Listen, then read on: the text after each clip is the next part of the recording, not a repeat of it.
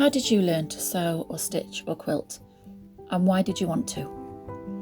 I learnt by watching video tutorials here on YouTube. I used to watch all the amazing sewing channels and admired their skill and creativity. I had a longing to get a machine and try my hand at making something equally as beautiful. My dream came true when my mum gifted me a sewing machine for my birthday one year.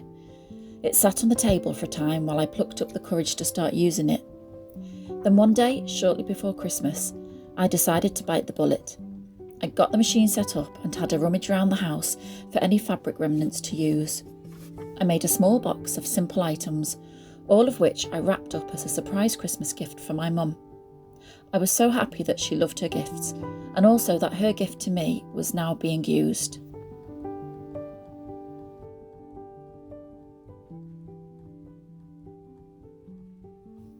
This lavender sachet, which doubles as a pincushion, was the very first item I made. I used curtains that belonged to my nana and stitched hearts on both sides. I was so pleased that I'd actually made something. Feeling more confident now that I could sew a straight line and a curved line, I made this decorative mini pillow. I tried to get a shabby chic look with frayed edges and also echoed the same with the hearts. Frayed edges were my design of choice back then. Following this shabby chic theme is this cushion. I layered the floral background fabric with 2 applique hearts and more raw edges. The aim was for them to fray more over time, which they have done. It's obviously seen better days, but that's because it's constantly being used. And now for the most adventurous item I made back then, this pinny. This fabric came from another set of curtains that belonged to my grandma this time, and I absolutely love this fabric. The cream and the soft blue look so good together. I centred the fabric print to feature in my design and made the side curves from cutting round a dinner plate. The ribbon ties came from the back of a cupboard somewhere in my house, and just from a couple of items, I made something that I'm really proud of.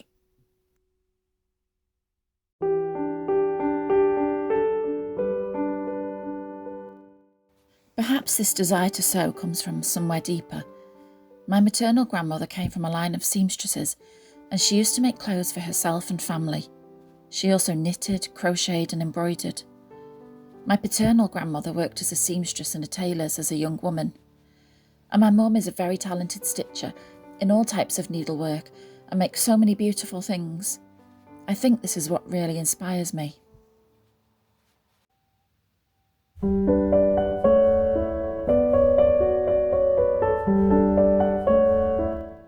This was another gift I made for my mum. I transferred a copy of my nana's wedding day photo onto fabric and used some of her curtain remnants that we had kept to stitch a frame round it. I experimented with this photo idea again by making this cushion cover. I appliqued their initials on the back and made a feature of the fabric in the envelope opening.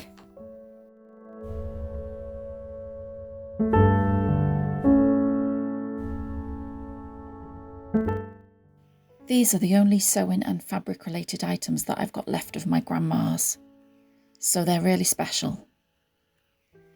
Here she is as a young lady, probably in her 20s at this point. And this is a photo of the tailor's or the sewing factory that she used to work in. You can see that there's some sort of machine there in the background. This was her button tin. It belongs to my sister now, so she's let me use it for this video. And she's got all sorts in here, some embroidery thread, some fabric markers, safety pins, needles, loads of buttons. So this just reminds us of her so much. And then I have this doily, and I plan to use this in a quilt somewhere. I think that would be lovely to do that. And this fabric here is from her pillowcase. So I'm really glad that I've got this remnant left. It's not very big, but I can still use it, and perhaps it might go with the doily in a quilt. I'm really pleased to have these things. I also made the same style pillow as a present for my sister. It's my grandma and granddad on their wedding day. And I just appliqued the frame round it with a zigzag stitch. And same again on the back. I put their initials with a heart in the middle and made a feature out of the envelope back with the pillowcase fabric. The simple lavender cushion is the inspiration for the quilt I'm about to show you. It belonged to my nana, and she had the matching duvet set on her bed when I was little. It's my favourite fabric ever, and one day I found the exact same duvet in a charity shop. I just had to snap it up, and on that day, a quilt design came to life in my mind. I was planning on making a quilt for my mum's birthday, so this couldn't have been more perfect. Even after all these years, it still has a hint of lavender.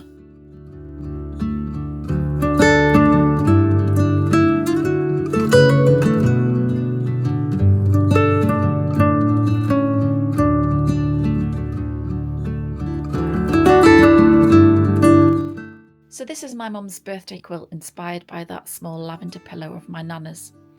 So I'll tell you more about this quilt now. All I know is that I wanted to make a framed medallion style quilt. I don't tend to design from patterns, but I design straight from my brain to the fabric. Based on my nana's fabric, I wanted everything in this quilt to be pink, green and cream and whites. So I started off with this central piece, this lovely bold floral print. And then this green fabric here is part of the matching set.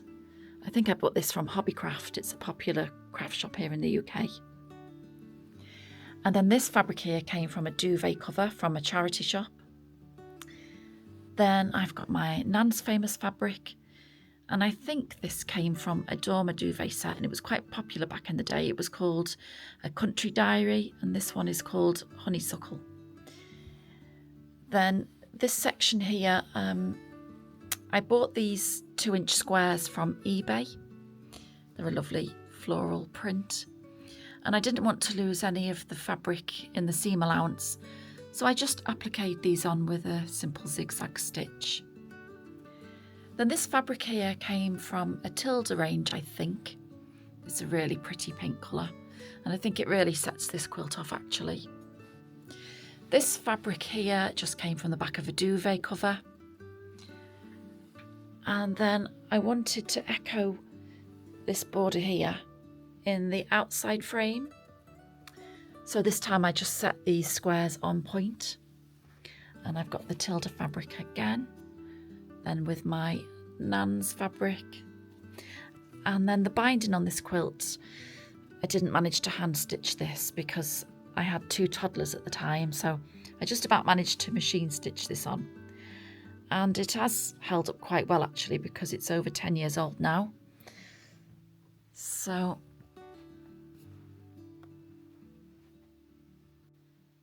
there was so much more that I wanted to do with this quilt. I would have loved to have done some free motion quilting in the triangle sections, and perhaps some more intricate quilting in the open borders. But I found this quilt really difficult to manage.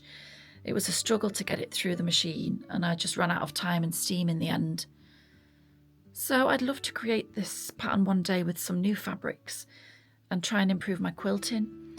So I'd probably use a quilt as you go method to make things easier. But this quilt now lives at my mum's house, and I know that she really loves it, which is the most important thing.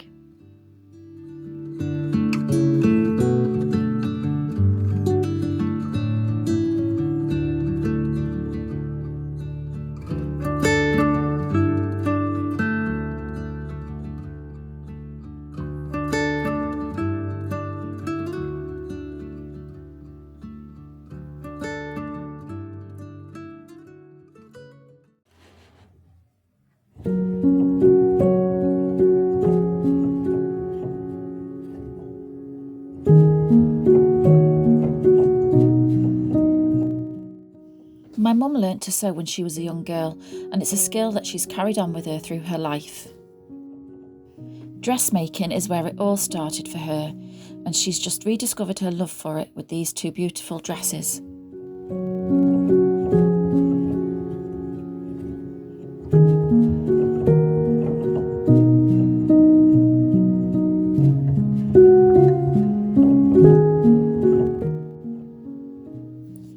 Her sewing repertoire has no limits and also includes amazing embroidery work like this.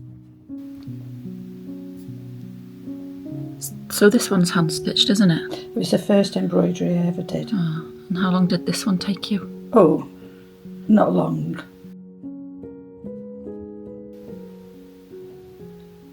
It's gorgeous.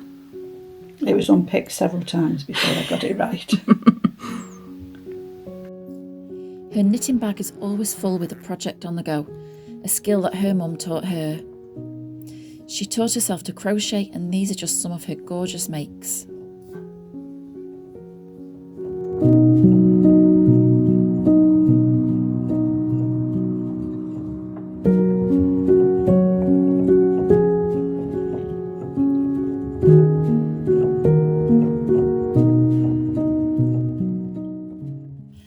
And if you love adventurous cross-stitch projects that also combine embroidery work, then this is a feast for the eyes.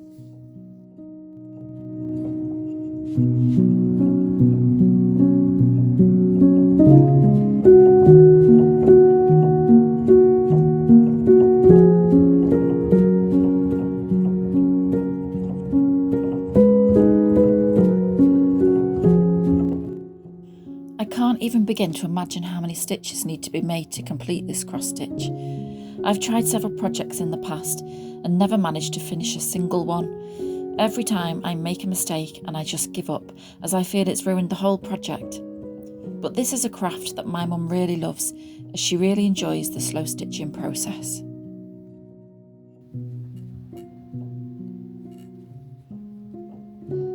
So when did you start this one? Last year. And is this just something you pick up when you feel like it? Yes, yeah. Probably do more now it's winter. Yeah. Because, you know, it's a nice winter activity. Yeah.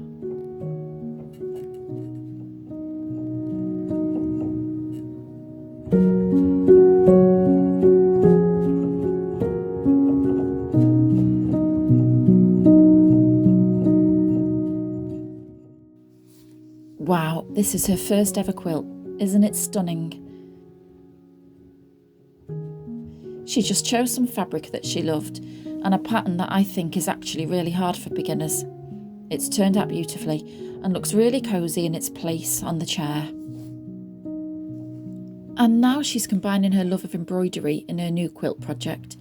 She's making this slow stitch quilt from vintage hankies that she's going to embroider with woodland animals and then join together.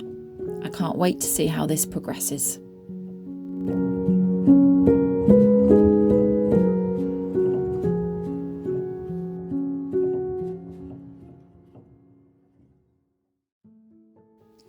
Embroidery has a special place in our family story and is the one skill that has been passed down through 3 generations, at least that we know of.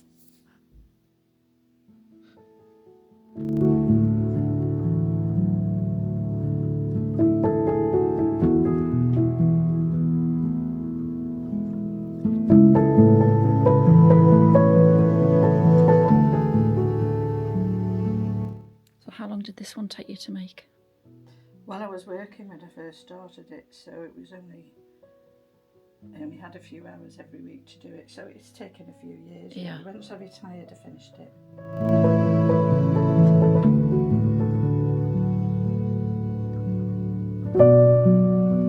And now you're free like a butterfly. Lots and lots of things to do.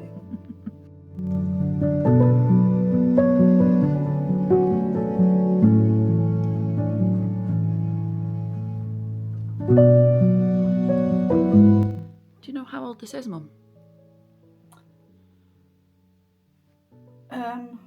It's probably 60 or over years. Yeah.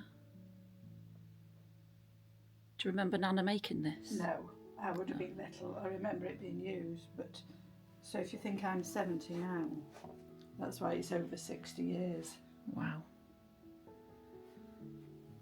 So, I mean, Nana looked after it and I've looked after it. Yeah. Because her embroidery is beautiful, It's isn't it? gorgeous, isn't it?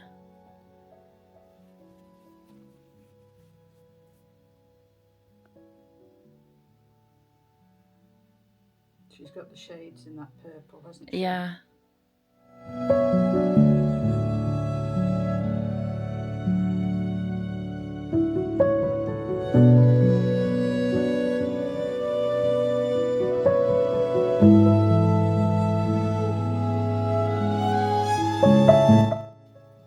This is the first ever embroidery piece that I've made, and my mum taught me how to do this. Because I was struggling with the cross stitch, she suggested that I take up embroidery because it gives you more freedom, and if you make a mistake you can unpick it more easily. So she gave me a lesson on how to do all of these different stitches, and I thoroughly enjoyed it. This piece is nearly finished. I've just got some more stems to embroider somewhere there. So I love embroidery, and it's something that I'm going to carry on.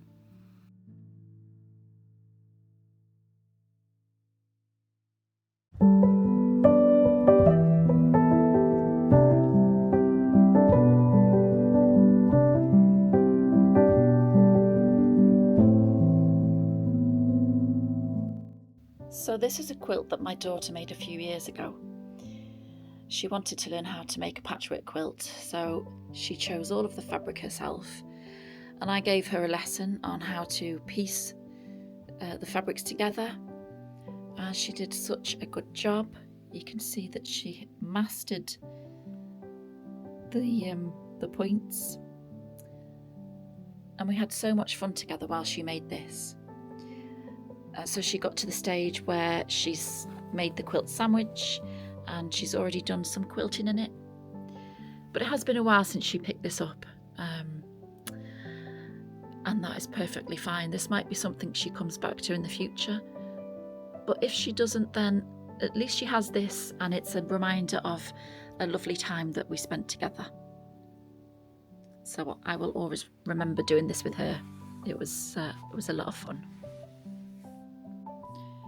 Even though my son isn't in the least bit interested in sewing, he at least has this quilt that I made for him when he was a baby, and it contains remnants of his granddad's shirt in it. So he has this. So there is just a snapshot of my early sewing journey, the women who have inspired me, and the reasons why I think it's such an important craft. Although this story is personal to me, I hope that the message resonates with you too. The thread stitched by those before us can connect us to our past. All the time, energy, effort and love they poured into their work lives on. It's nice to think that maybe our own work will have the same impact, but even if it doesn't, it's valuable to us today.